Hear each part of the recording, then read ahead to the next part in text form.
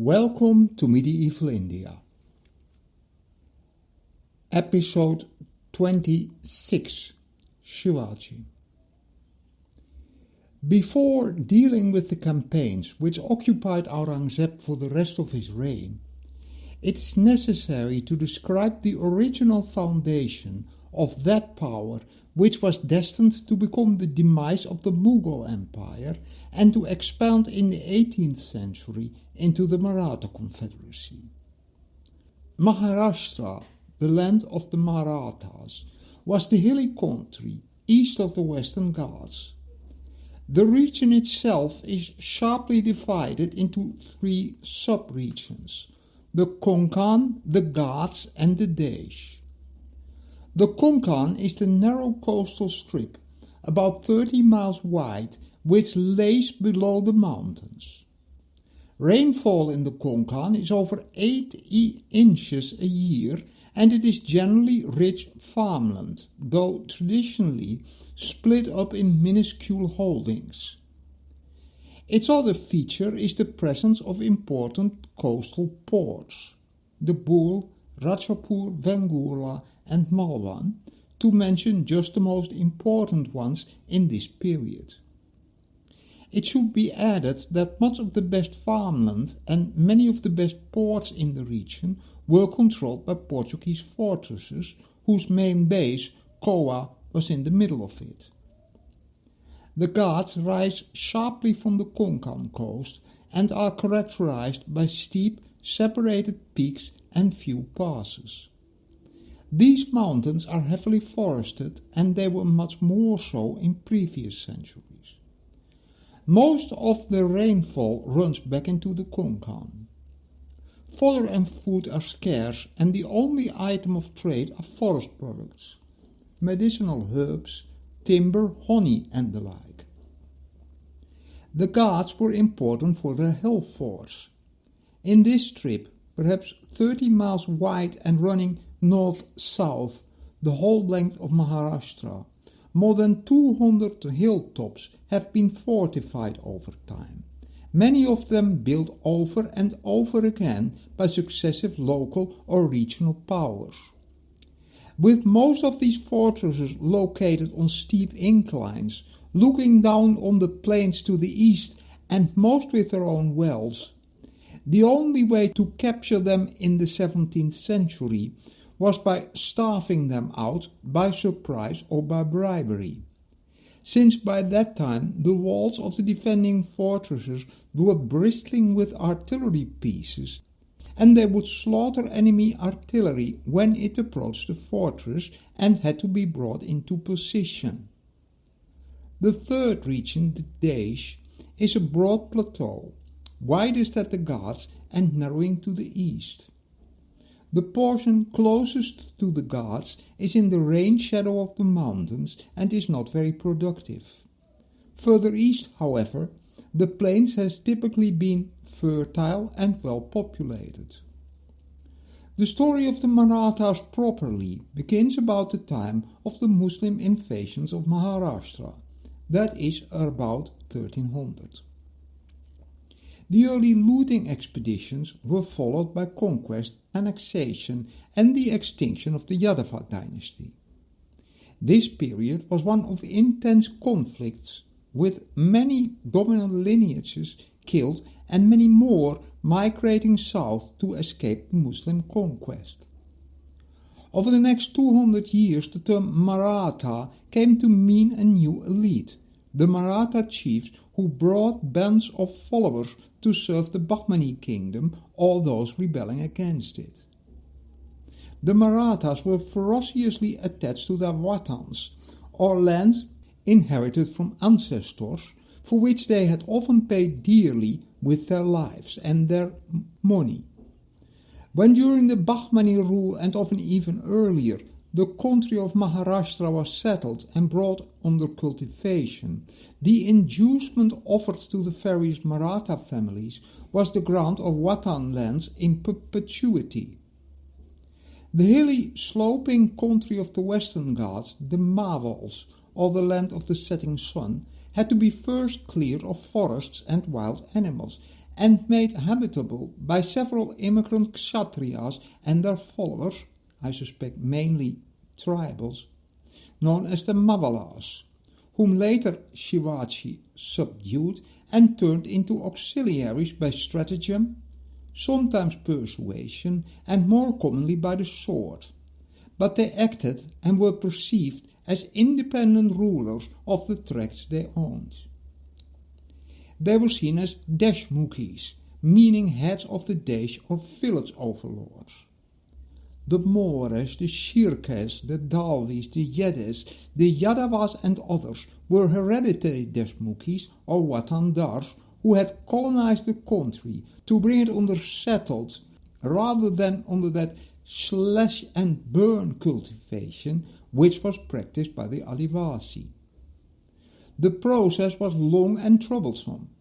It involved tremendous costs of life and of labor and of money, and it caused unbreakable ties to the land which they served and improved from generations to generations. The government of these countries had granted these Maratha adventurers immunity from taxation. When the lands came to yield an annual revenue, the work of collection was entrusted to these deshmukhis, who were asked to pay 90% of the estimated revenue to government, keeping for themselves the remaining 10% as a reward for their labor. This share came to be called the Sar Deshmukhi and was in essence and origin a constant source of hereditary income. Any Maratha Sardar, from the Chhatrapati down to the smallest freeholder, claimed it as their ancestral patrimony, and they guarded and preserved it at the risks of their lives. Chhatrapati Shahu still meticulously collected every paisa of the few thousand rupees of his Sardeshmukhi dues in Pune, when he had obtained imperial orders in the year 1718 that had granted him entire provinces. The Maratha Sar Deshmukhs had thus vested interests in the land of the Deccan for centuries before the rise of Shivaji and were practically independent of the ruling authorities, who could chastise them only if they failed to pay the government revenue. The precarious, savage and adventurous life which they led in their Maval lands is told in their family chronicles. They are about disputes, about rights and possessions, about heirs and succession, about theft. They almost invariably led to robberies, murders, and those in turn to long feuds between families which went on for generations and which could end in the extinction of entire families by the dagger or by the sword. The most successful of these adventurers was the father of Shivaji. Born in 1594, Shivaji Bhonsle lived in troubled times. His grandfather, Maloji, is held to have migrated from the village of Elur, the access to the Ellora caves, to the south. A treasure Maloji had found buried on his land had allowed him to hire warriors and embark on a career as a soldier. The family had then served in military service of the Ahmadnagar Sultanate, and in 1490 they were given the Jagir of Mudol. Shivaji married Jiji Bai, the daughter of one of the great Ahmadnagar nobles, and he first saw service on the Malik Ambar. Later he fought for his own hand, joined the Mughals and deserted their services, sided against the Bijapuris, and then finally threw in his lot with them. Shivaji was powerful enough by the year 1633, when the kingdom of Ahmadnagar was destroyed by Shah Jahan, to set up a puppet Nizam Shah and govern in his name the wide extent of the old Nizam Shahi dominions which he was able to conquer. Shivaji made Pune the center of his activities. He erected there gardens and houses for his residents, and turned to full advantage the peculiar situation created by nature in that hilly tract known as the Mawals, or the land of the setting sun, which extended along the two ridges of the Sahyadri range, roughly from Junar and Kalian in the north to Wai and Rajkot in the south.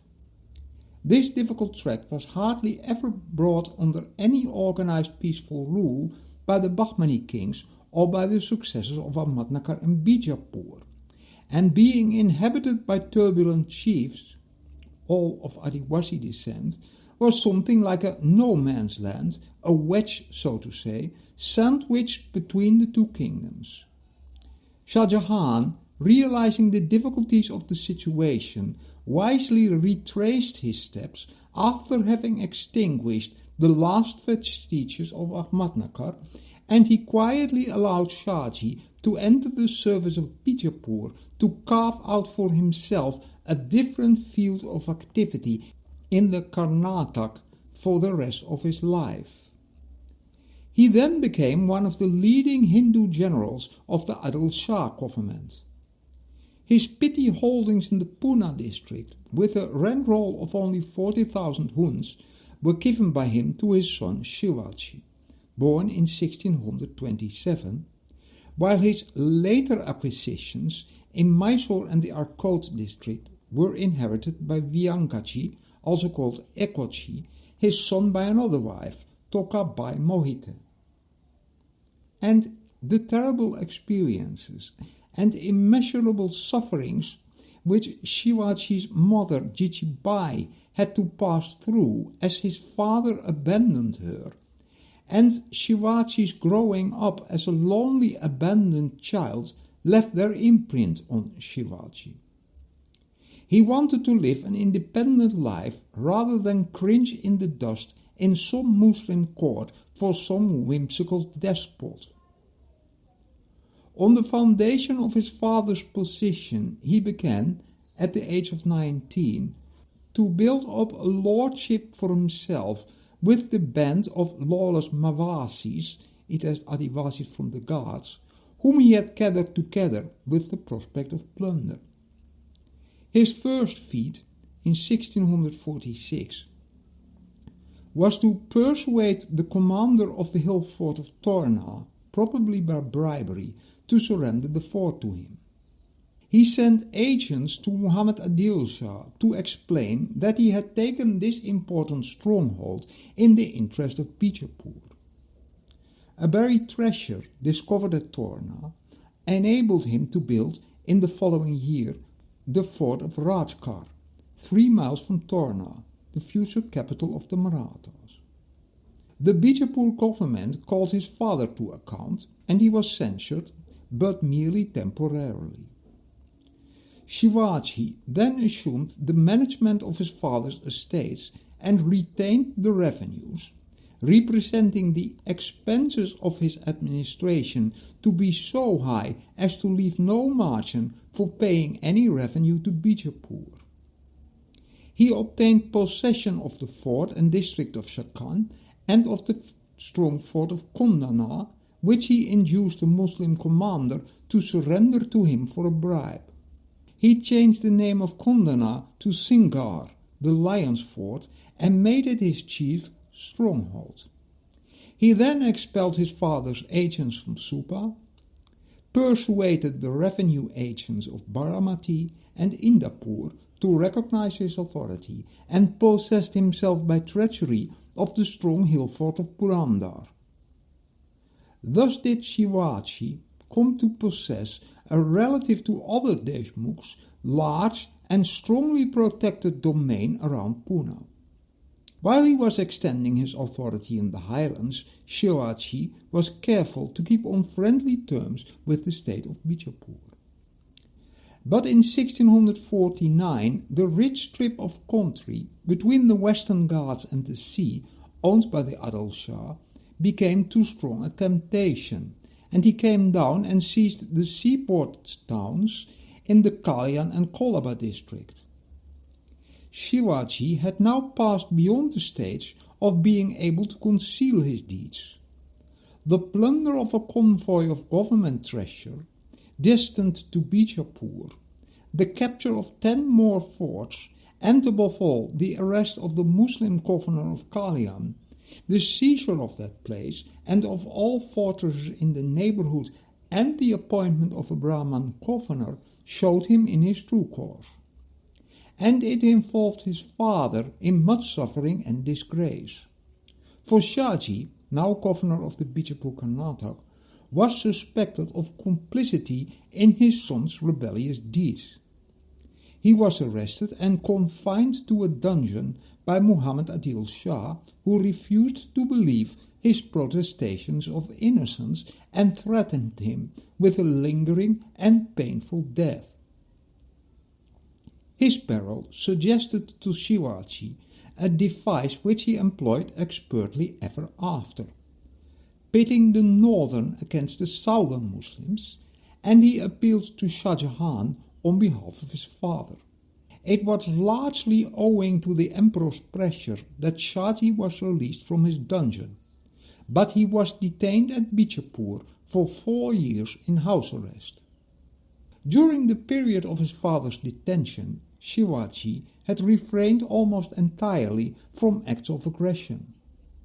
But on Shivaji's return to the Karnataka, which had fallen during his absence into such disorder as to demand the whole attention of the government of Bijapur, he renewed his activities. In the heart of the Mawal country, there ruled an ancient Deshmukh family named More, with their seat in Jauli in the Mahabaleshwar range. Proud of their allegiance to Bijapur, the Mores snubbed this Bhonsle upstart of low origin in their estimate, and indeed it is possible that the Mores descended from no less an ancestor than the Mauryas, India's first imperial rulers. Shivaji decided to teach the Mores a lesson as others would never forget. Unless Chandra Rao is killed, the kingdom cannot be secured, Shivaji said. He sent an envoy, Raghunath Korde, who during a formal audience murdered Chandra Rao. Other members of the Mores dispersed for their own safety, but Shivaji killed 3 more of their large family. His conquest of the now leaderless fortress of Jauli was followed by a descent into the North Konkan and the capture of Kalian, a wealthy mart of Adil Shah's western coast regions. Having arranged the administration of North Konkan, Shivaji rapidly turned to the south and taking the Bul, Sringapur, Prabhavali, Rajapur and Kudal to fortify these places as a line of defense for his projected dominion against the Adil Shah and above all against the Portuguese, though Kauai itself proved too strong for him. A few years later he erected the strong naval forts of Suvarnadurg, Vijayadurg, Sindhudurg, Malwan and lastly Kolaba, immediately to the north of Bombay, and that would be a constant thorn in the side of the English for the next 100 years. And Shivaji created both a powerful navy and a merchant fleet with shipbuilding yards and arsenals for both defense and trade.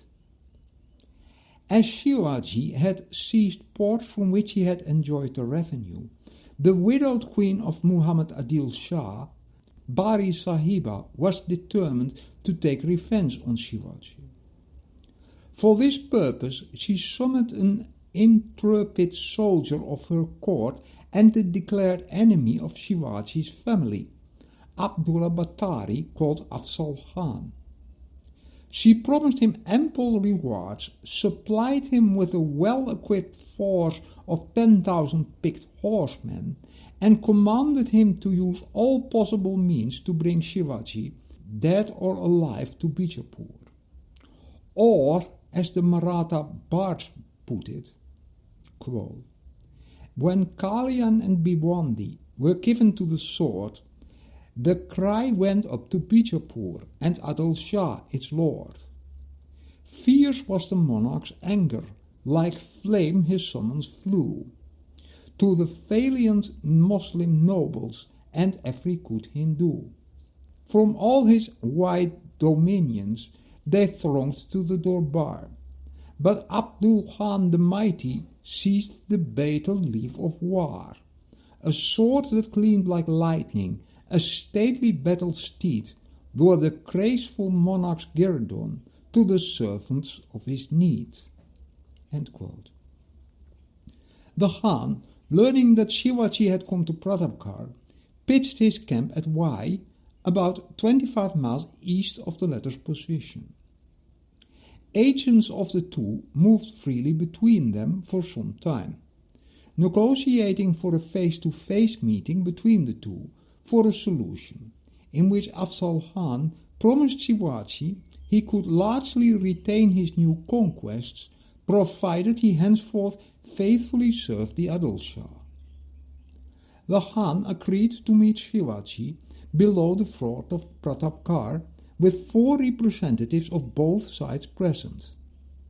The meeting took place on the afternoon of Thursday, 10 November 1659. Shivaji descended from the fortress armed to all appearance with only a dagger, but he wore armor beneath his clothes and held concealed in his left hand the weapon known as the Waknak, closely resembling the claws of the tiger from which it is named, and which consisted of 4 curved claws of steel attached to the first and fourth finger, beneath which they are hidden by rings. As he walked in, the Khan, who was clad only in muslin, rose, and in his first embrace gripped him tightly in his left arm, and then, says the ballad of Shivaji, quote, he looked upon Abdullah and knew his work was done. The Muslim leaped upon him, his grasp was fierce and fell, and how he plied the dagger, the dinted mail might tell. But Shivaji the Raja in answer made him feel the twin sting of the scorpion, the deadly claws of steel. His entrails torn and bloody gaped through the horrid wound, but Abdul was a warrior bold, and faltered not nor swooned. He loosed his girdle deftly, uncoiled the sword below, and dealt upon the Raja's head a fierce and furious blow.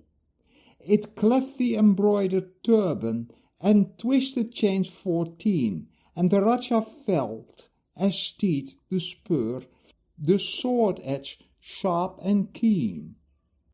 His grasp was fierce and fell, and how he played the dagger, the dinted mail might tell. The sword edge sharp and keen, his blade leaped out and wrapped the Khan. Like the sacred thread to view, between the neck and shoulders it struck, and clove him through.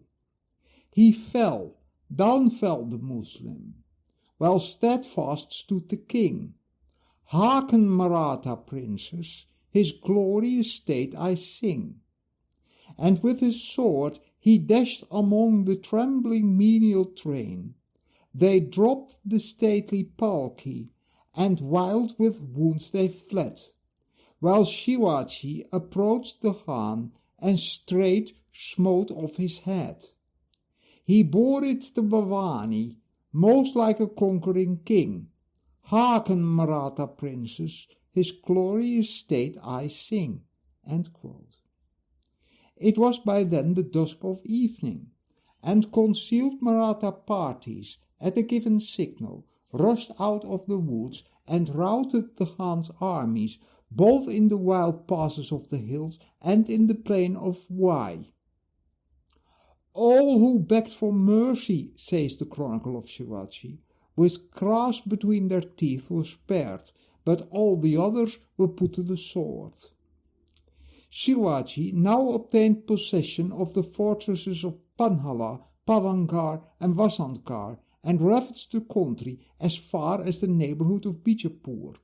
but in 1660 he was besieged in Panhala by Sidi Jauhar and compelled to seek safety in flight.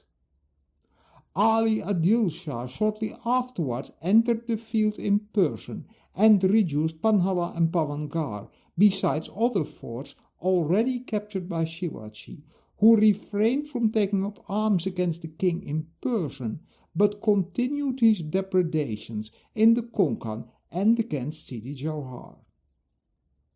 In 1661 Shaji visited his son, by whom he was received with every mark of respect, and he arranged between him and Ali Adil Shah an armistice, which endured until its author's death, that is Shaji, in January 1664. This truce with Bijapur set Shivaji free to renew his contest with the Mughals. Shortly after the death of his father in 1664, he assumed at Rajgarh the title of Raja and struck coins in his own name. He continued his depredations, both by land and by sea, until he learned that the Mughal force was preparing to attack him. Aurangzeb's temper had at length been aroused by the plundering of pilgrim ships on their way to Mecca. Aurangzeb nominated his uncle, Shaista Khan, to the government of the Deccan, and he sent him out with well-equipped forces to annihilate the upstart, a potential second Malik Ambar, while it was not yet too late. Shaista Khan arrived at Aurangabad and, quickly advancing, seized Pune, making Shivaji's palace his own residence.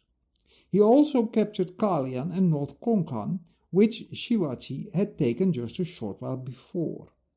The Khan's strength seemed irresistible. Shivaji, hunted, became a homeless wanderer and was at loss how to get out of this almost hopeless situation. In this darkest hour, Shivaji's innate ingenuity alone saved him.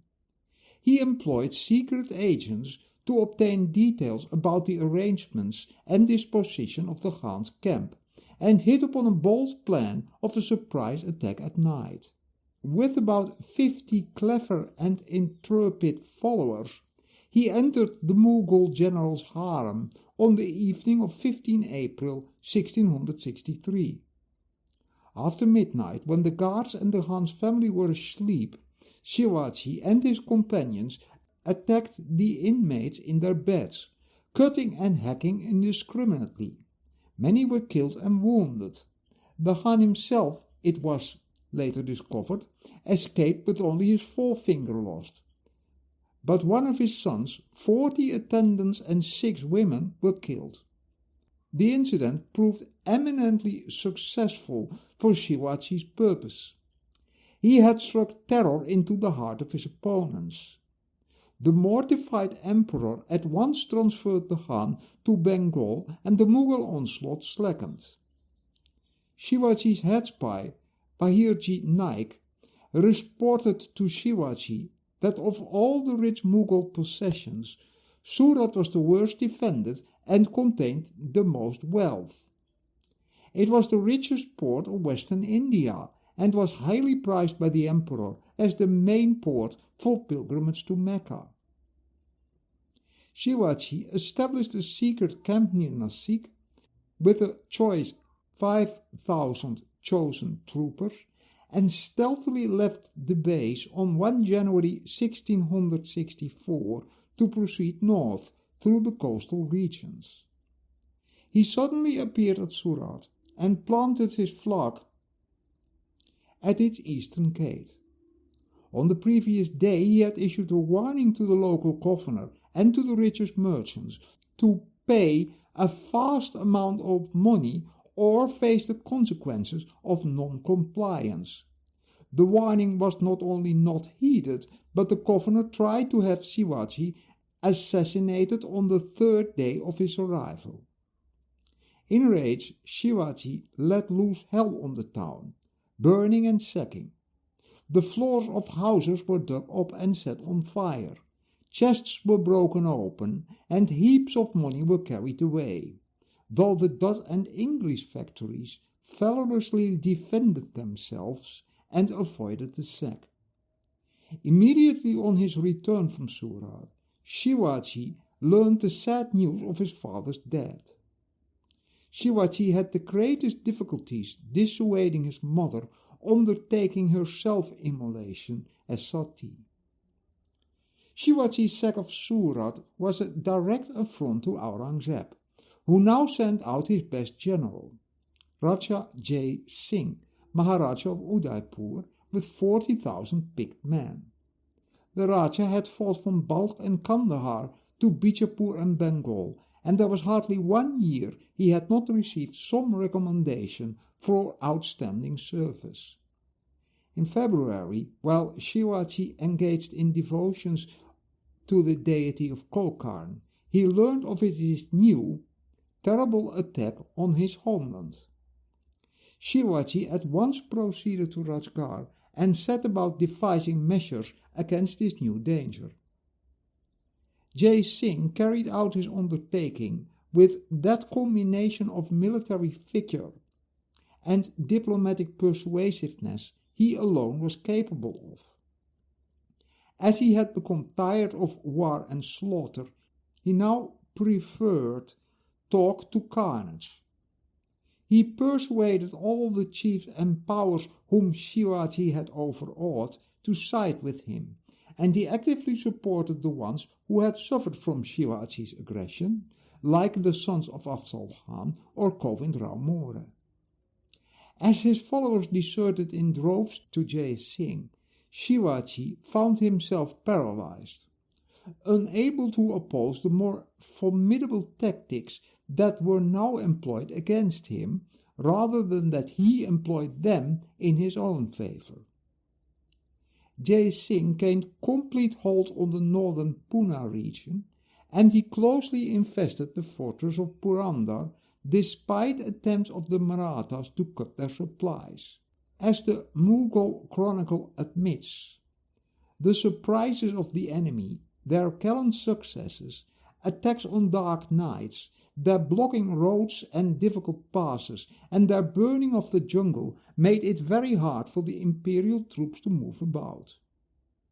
The Mughals lost many men and beasts, but Commander Dilir Khan continued to sit for Purandar, and his men were doing in a day what others could not achieve in a month, thus the chronicle. Shivaji, after long deliberations with his greatest counselor, his mother, and other lesser advisers, decided he had no choice but to beseech Jai Singh for mercy. He proceeded unarmed to his quarters below Fort Purandar on 11 June 1665. Just after Shivaji's valiant captain, Murarji Bhaji, and many of his brave Mawal soldiers had lost their lives in defending that fort against an overwhelmingly larger force led by Dilir Khan. Shivaji was well received on arrival, and after a formal reception was directed to meet Dilir Khan. He agreed to hand over 23 of his important fortresses, keep 12 minor ones for himself, and to serve the emperor loyally, to fully cooperate in the war against Bijapur, which Jai Singh was to undertake next. Shivaji's son, Shambhaji, was to be created a Mansabdar of 5,000 horses with a suitable jagir. To his master Aurangzeb, Jai Singh pleaded that in his formulation, quote, "Seeing the rectitude in the words given by me, the slave of your majesty, and the granting of leave of Shiva to depart, now all the zamindars of the Karnatak and the wild people of Barkul and Kannur and so on have sent their agents. Just as one captured deer draws many wild and forest deer, and they are waiting for hints or signs and for the sake of the Bijapuri expedition. It is absolutely necessary to conciliate them and give them hope to get their watan confirmed." End quote. Shivaji wanted merely to send his son to the court, but to truly convince the emperor he could be a useful ally, and in order others might come over too, if he proved a faithful slave to the emperor, Jai Singh used 1,000 devices, as he said himself, to persuade Shivaji to pay Aurangzeb a personal visit. He swore an oath he would not be armed. On Monday, 5th March 1666, Shivaji departed from Rajgarh to Delhi, accompanied by a retinue of about 300 men. As he came to the court, thus the court chronicle, quote, Shivaji and his son of 9 years old had the honor of being introduced to the emperor. He made an offering of 500 ashrafis and 6,000 rupees, altogether 50,000 rupees. By the royal command he was placed in the position of a 5,000 mansabdar. End quote. That was a middle rank in the mansabdar ranking system, comparable to that of the Bundra chiefs, who indeed commanded territories the size of Shivaji's. Had Shivaji accepted this, in the imperial view, very reasonable proposal, he might have fought in Maharashtra for the emperor against his own former people rather than against him. And this should make one cautious, making Shivaji to a hero of an Indian, let alone a Hindu, liberation struggle. But the chronicle then pursued, quote, his son, a boy of 8 years, had privately been raised to the same dignity, so that Shivaji had a claim to nothing less than the dignity of a Hafthazari, that is 7,000 rank. Raja Jai Singh had flattered Shivaji with promises, but as the Raja knew the emperor to have a strong feeling against Shivaji, he artfully refrained from making known the promises he had held out. The istiqbal, or reception of Shivaji, had not been such as he expected.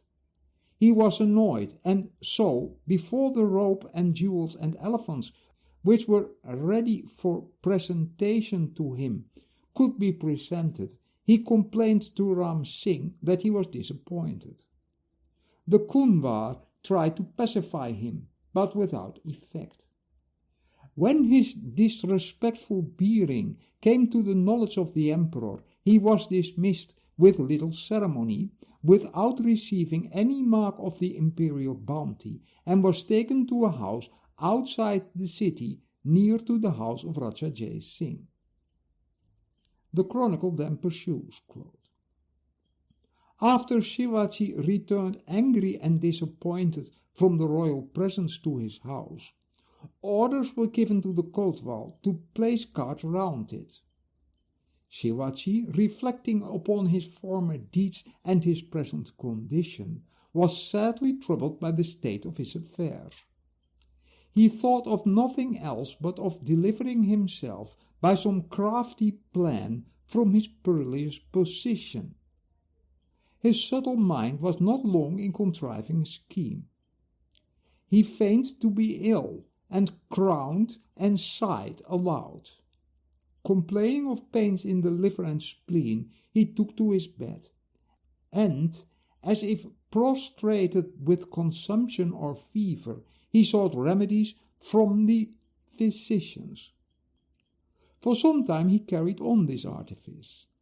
At length he made known his recovery.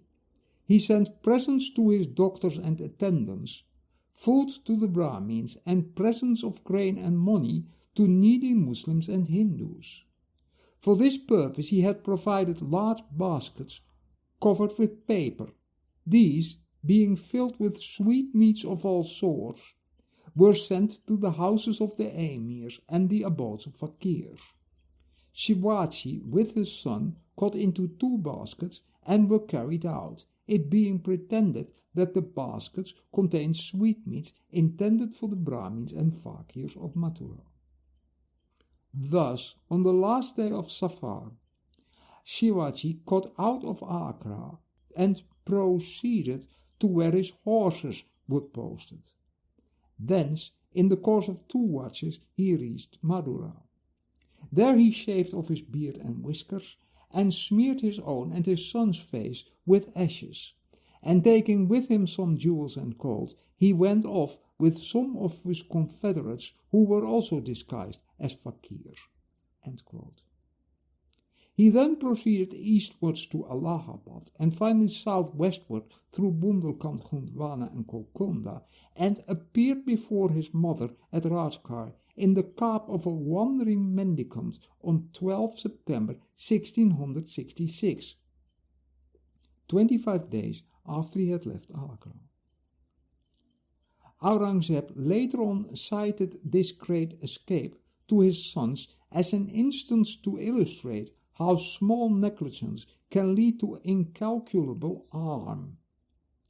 He suspected Jai Singh and Ram Singh of being privy to Shivaji's plan, and disgraced them both. He appointed his son Muazzam to the government of the Deccan with Jaswant Singh to assist him. Jai Singh was recalled, and he died at Berhampur on his return journey. From 1666 until 1668, Shivaji organized his internal administration.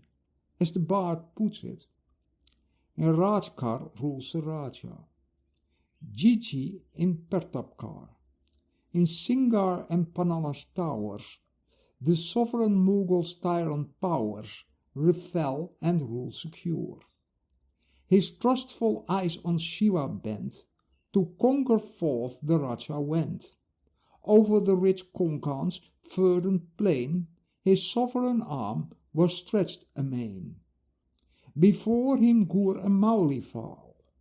Bhiwandi and Kalian recall his name to Bijapur. The Muslim prince sent out his posts. He summoned all his armed hosts, and rested in his power from Pratapgarh embattled hate to mother's Jiji journeying Sate.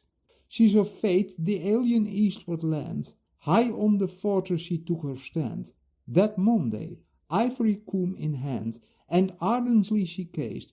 Pune she saw, and Junar dim.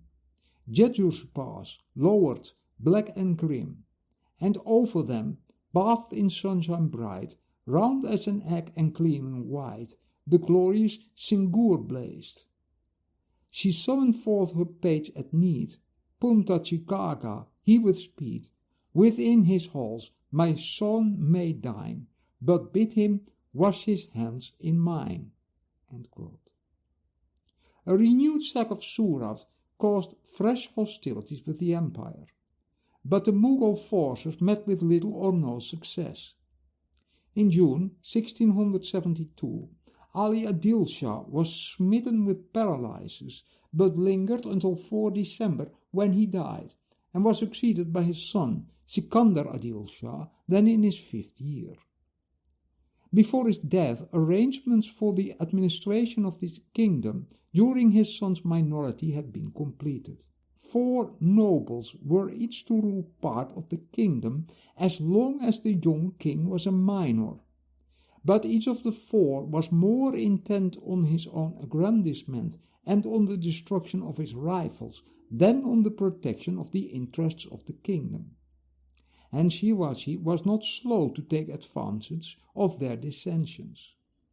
In March 1673, he assembled a large force at Visalkar, recaptured Panana, and sacked the wealthy town of Hubli.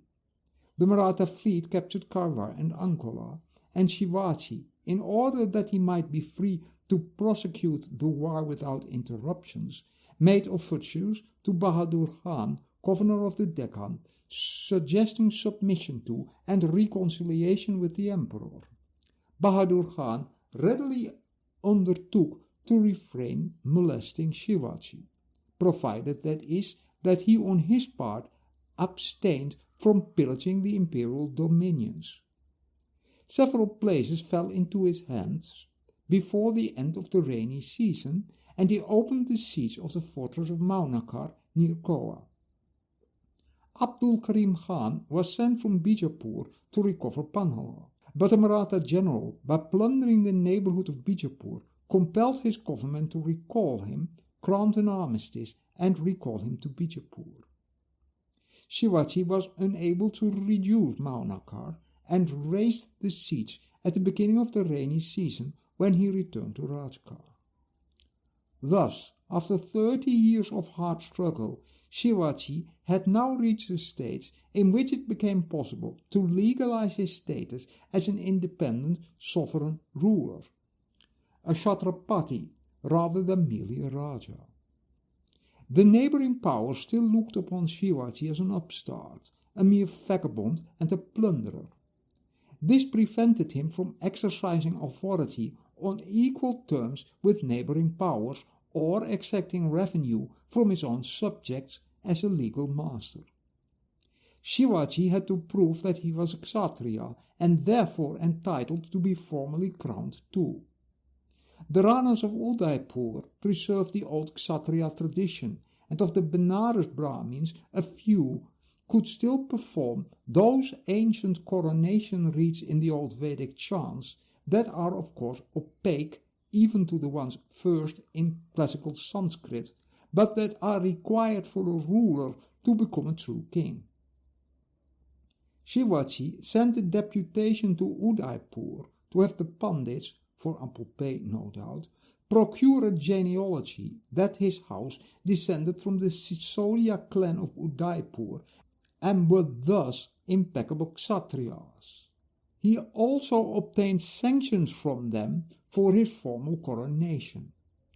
One learned priest of the Bhatt family of Benares declared that as Shivaji had proved by his actions he was a Kshatriya, he would be willing to conduct the coronation rites for him.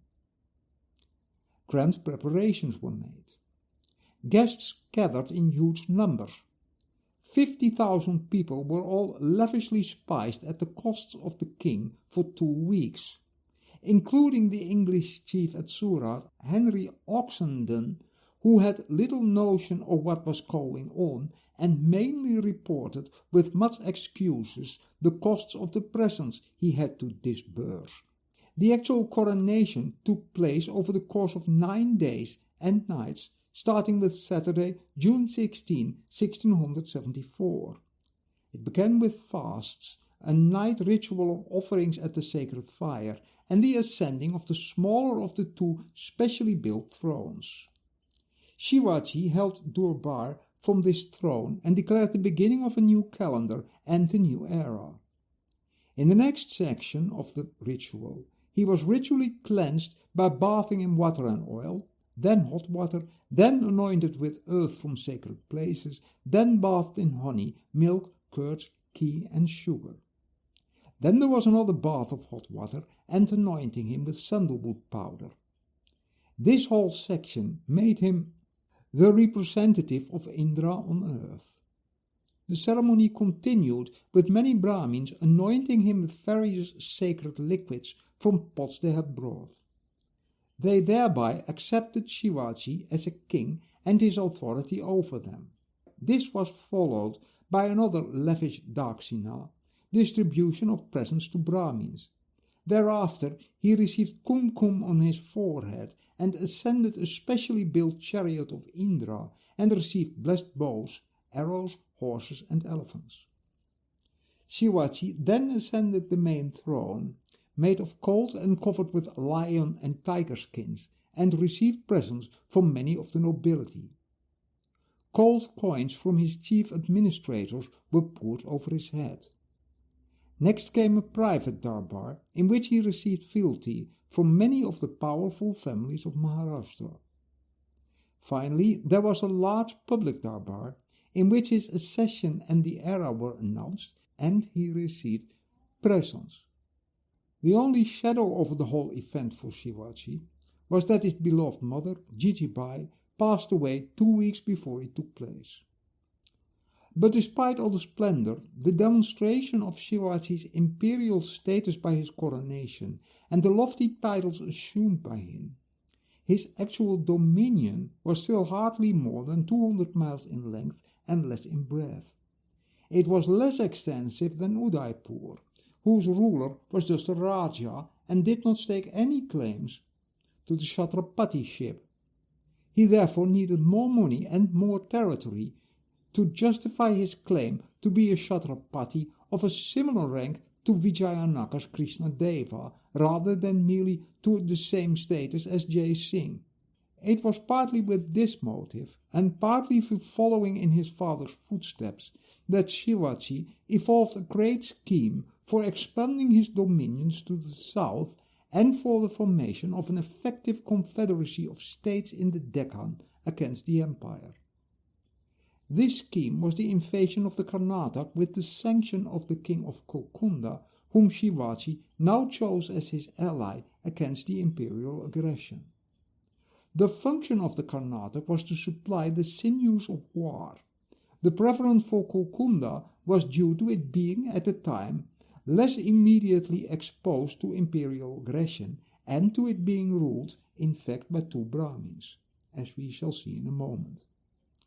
Early in 1677, Shivaji reached Kolkunda with 30,000 cavalry and 40,000 infantry. His intrigues there were successful.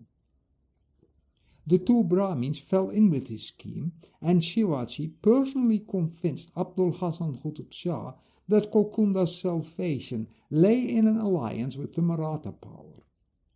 The Sultan was to pay 30,000 pagodas a year to Shivaji's army as long as it was fighting in the Karnataka. 5,000 Qutub Shahi soldiers were to join the expedition. In the secret treaty which was executed, Bijapur had a place. Its possessions in the Karnataka were indeed to be divided between the Marathas and Kolkunda, but if the Adil Shah dismissed Abdul Karim Khan from the regency and appointed Venkana, the brother of Madana, then he was to be admitted as a member of the confederacy. Shivaji now left Kolkunda for the Karnataka, handsomely supplied by the Qutub Shah with money and a train of artillery in March. He first had to cut Bijapur off from the south, and travelling by forced marches via Kurnool, Tirupati and Madras, he reached Jinji and lured the Bijapuri commander to deliver that great fortress to him. He then proceeded to Vellore. That withstood a long siege, and it was not until August 1678 that it was finally captured. He met his stepbrother Vijayakaji 10 miles north of Tanjore. The two brothers discussed for a whole week. Shivaji wanted Vijayakaji to give up half the lands and property left by their father, but he differed and suddenly disappeared on a raft to Tanjore. The die had now been cast, and in a single sweep Shivaji succeeded in occupying Kolar, Bangalore and Sira, while he imposed chaut, or a 5/4 of the revenue, on the Bijapur possessions, and were refused, plundered them. Vijayakaji had no alternative than to bend, and at the insistence of his wife Dipa Bai, agreed to the partition of half his father's assets. The districts of Bangalore, Hospet and Sira were granted to Vijayakaji on behalf of Shivaji, but he kept his hold on the conquered territory by appointing Narayan Hanuman as his administrator, while he broke his pledge to the Sultan of Kolkunda by not ceding any portion of the conquests to him. According to the Chronicle of Sabasat, this new territory fetched him a revenue of about 20 lakh huns, 200,000 huns, a year, and included 100 forts. By this single sweep, Shivaji was now able to shut the gateway to the south for the Mughals, decimate the power of Bijapur, and he forced a wedge between Bijapur and Hyderabad. Without the southern territories too, the Marathas would not have survived the subsequent Mughal onslaught, as we shall see in the next episode. Shivaji's eldest son, Shambhaji, a youth of 19, had been a perpetual source of great anxiety to his father, says the Mughal Chronicle. Quote, when the author, Kafi Khan, was staying along with Abdul Razak Lari near the fortress of Rajri, which Shivaji built, he heard from the people of the neighborhood that Shivaji, although an infidel and a rebel, was a wise man. The country round may be called a specimen of hell, for it is hilly and stony, and in the hot season water is very scarce, which is a great trouble to the inhabitants. Shivaji had a well dug near his abode. A pavement was laid down round the mouth, and a stone seat was erected. Upon this bench Shivaji would take his seat, and when the women of the traders and poor people came to draw water, he would give their children fruit and talk to the women as to his mother and sisters. When the Raj descended upon Shambhaji, he also used to sit upon this bench. And when the wives and daughters of the ryots, of the peasants, came to draw water, the vile dog would lay one hand upon their pitcher and another upon their waist, and drag them to his seat. There he would handle them roughly and indecently, and detain them for a while. The poor woman, unable to help herself, would dash the pitcher from her head, but she could not escape without gross insult. At length the peasants of the country, settled by his father, abandoned it, and they fled to the territory of the Feringi, that is Koa, which was not far off.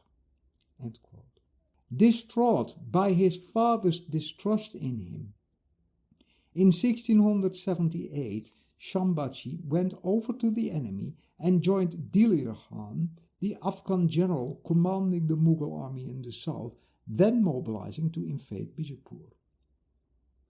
Shambhaji was appointed a commander of 7,000, but his value as an ally was negligible, and in little over a year he returned to his father. The form of government organized by Shivaji is generally traced to ancient India, but it was in my view simply patterned on that used by Vijayanagar before. The central government consisted of a council of state with 8 members who were in charge of the government departments, and all these ministers, except the superintendent of judicial affairs and the advisor on religion, judicial astrology and science, held military commands. The immemorial Hindu institution of a jury of neighbors, the panchayat, was preserved intact, and almost all civil disputes were settled by that body. The 3 vice-regal provinces into which the Maratha kingdom was divided were administered on similar lines. Agriculture was encouraged by loans, and in the districts under the central government, known as the Swaraj, revenue officials with regular salaries took the place of the common method of the Qutub Shahi dominions of farming out the land revenue to hereditary landlords. These revenue officers had no political power over the inhabitants of the districts. There were other districts, Mughalai, under the government of other rulers, over whom the Marathas claimed suzerainty, and from whom 1/4 of the revenue, the chaud, and an additional payment of 1/10 of the authorized annual assessment was levied. Despite all these arrangements, Robert Owen, the historian of the East India Company, writes about the Swaraj under Shivaji, quote, conflicting against the Mughal, Bijapur and Golconda, the revenues of his own territory were not sufficient to supply the means of maintaining an effectual army against such rich and mighty powers. But the genius of Shivaji created the resources which nature had denied him. For, Orm pursues, the cavalry of the 3 Muslim states were always drawn from the northern countries and the borders of India, with especial regard to the strength and size as well of the riders as their horses, whose pampered maintenance was of vast expense.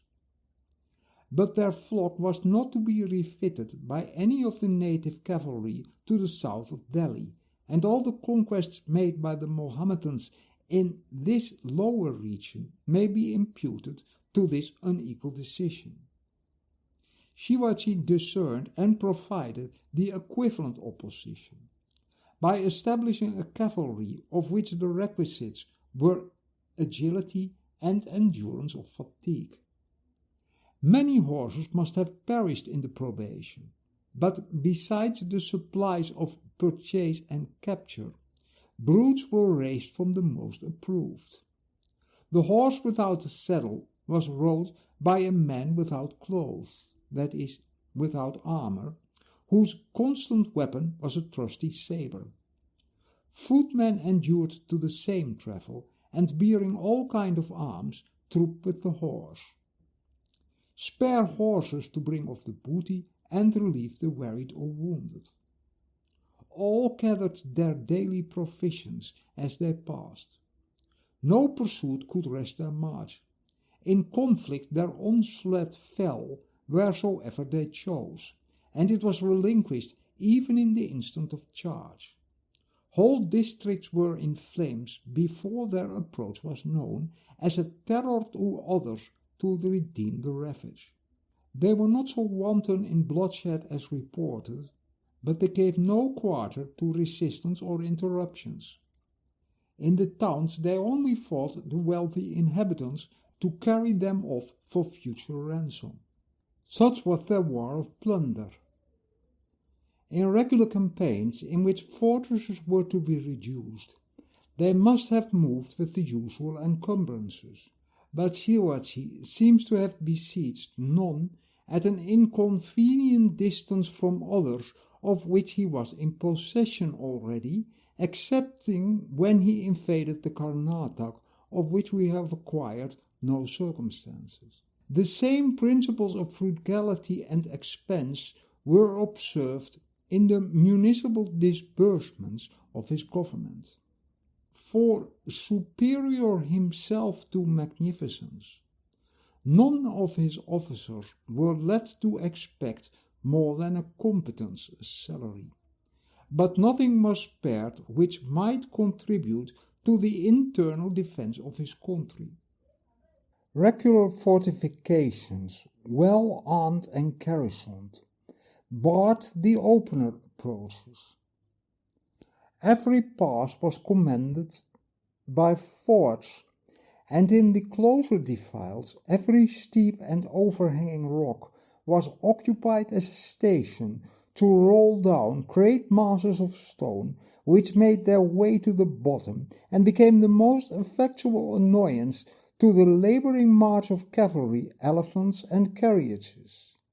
It is said that he left 350 of these posts in the Konkan alone.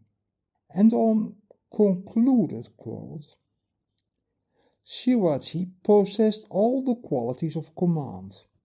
Every influence, howsoever latent, was combined in his schemes, which generally comprehended the option of more than one success, so that his intention could rarely be ascertained, and when accomplished did not discover the extent of its advantages until developed by subsequent acquisitions.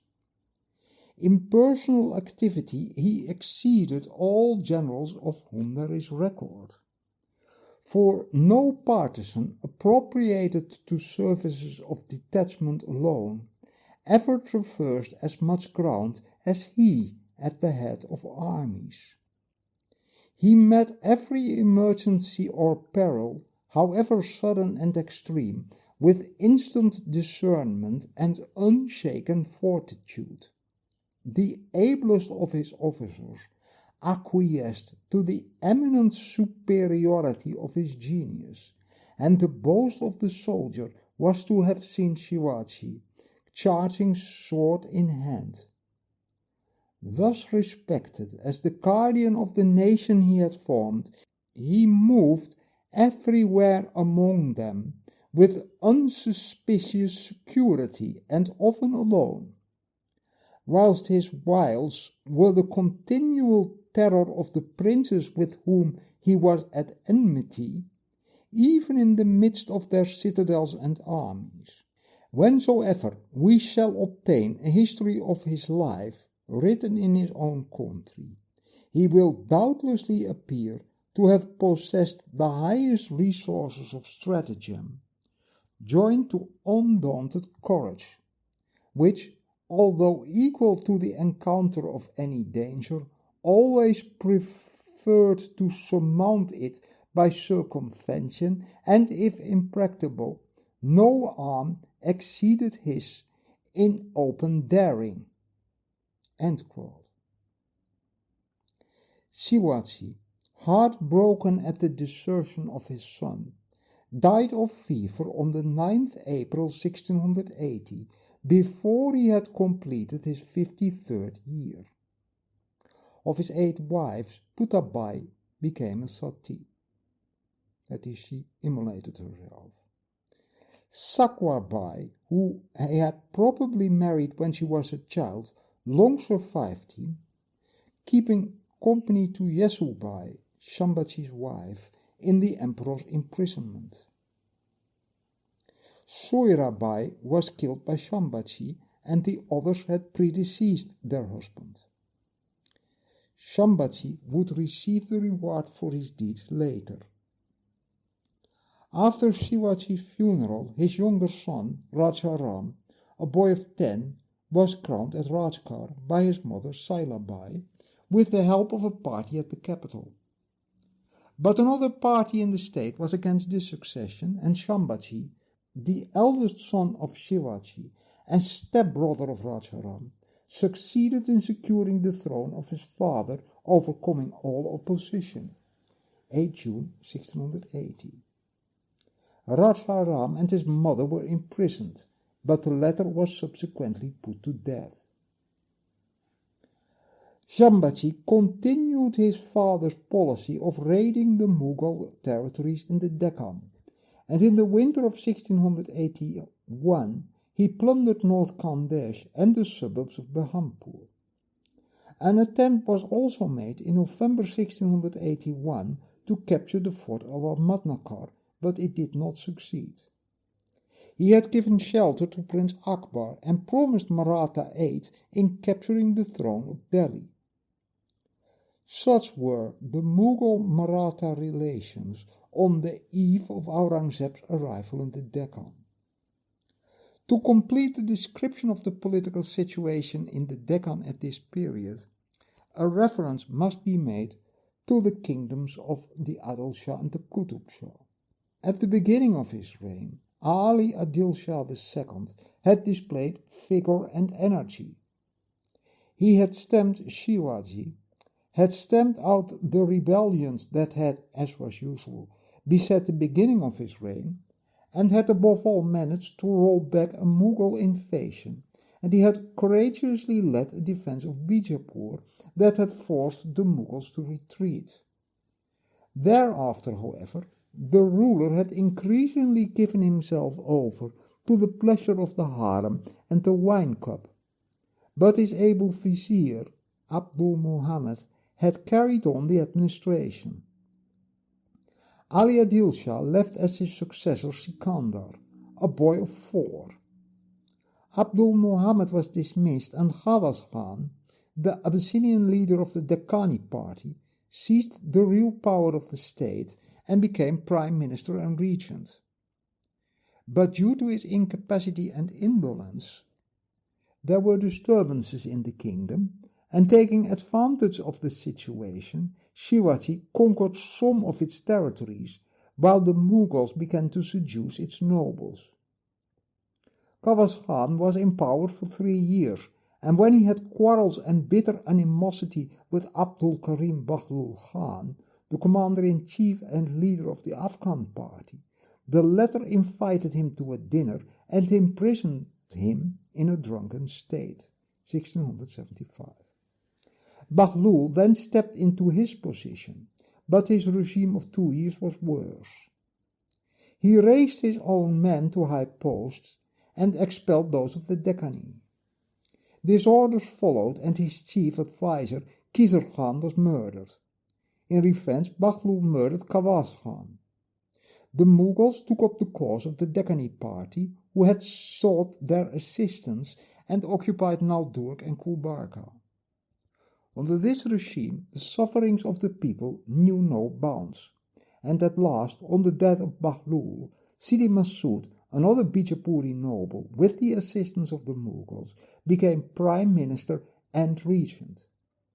He made peace with the Mughals, one of the conditions of which was that Shah Banu Begum, Sikandar's sister, was to be married to a son of Aurangzeb, and accordingly she left the city of Bijapur in 1679 and was married to Prince Azam in July 1681.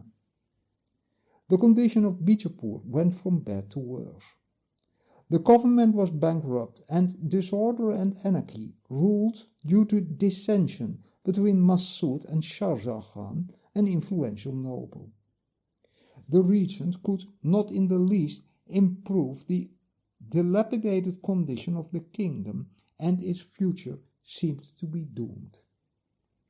After 5 bitter years as a vizier and regent, Massoud resigned his office early in 1684. Aga Khusrau, who then occupied his place in March 1684, died in October of the same year. It were dark times for Bijapur, and its future was darker still.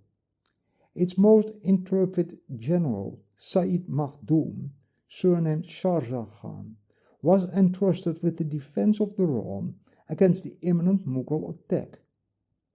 In the meantime, the Mughals had been appropriating Bijapur territories and establishing their outposts in them.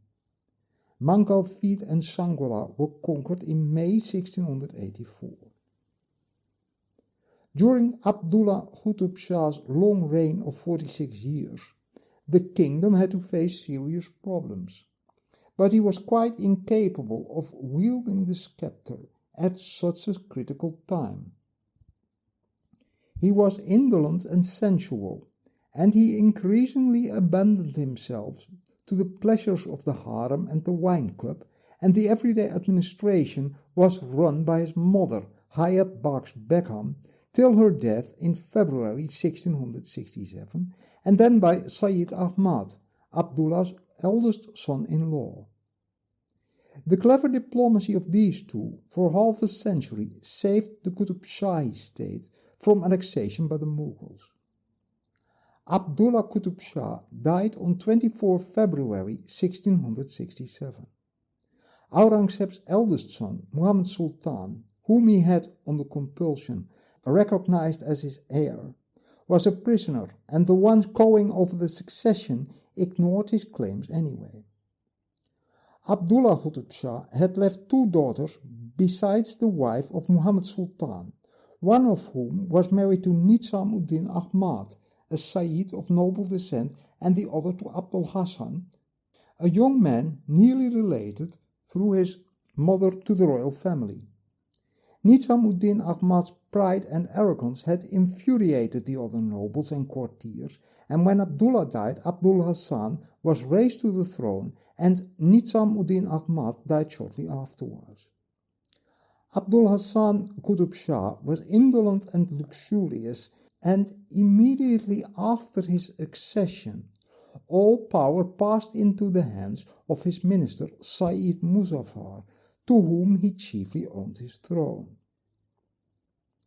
The king had sufficient spirit to resent his minister's dominance, however, and taking into his confidence Madana, a Brahmin who was Sayyid Muzaffar's chief coadjutor in public affairs, conspired with him to overthrow the minister. The astute Brahmin succeeded, and Sayyid Muzaffar was dismissed from his high place. But Abdul Hassan gained little by the change, for Madana now simply took his former master's place and appointed as his colleague his own brother Vengana, and the 2 Brahmins soon became more powerful than Sayyid Muzaffar had been. They supported the Deccani party in the state, dismissed most of the foreigners in the public service, and after a time they even ventured to persecute Muslims. All this was to be the pretext for the Mughal invasion that we are going to cover in the next episode.